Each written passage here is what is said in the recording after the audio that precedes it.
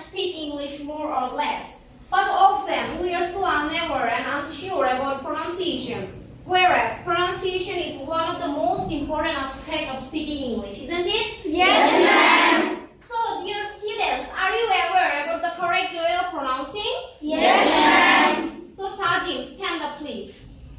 Are you confident and aware of pronouncing English? Yes, ma'am. So, can you please tell me the names of 12 months that occur in a year? Yes. So, please come here. Okay, Sajim, give it a try. There are 12 months in a year. January, February, March, April, May, June, July, August, September, October, November, December. Okay, Sajim, very good. But one mistake you occurred, that is, it's not April, it is April. What it is?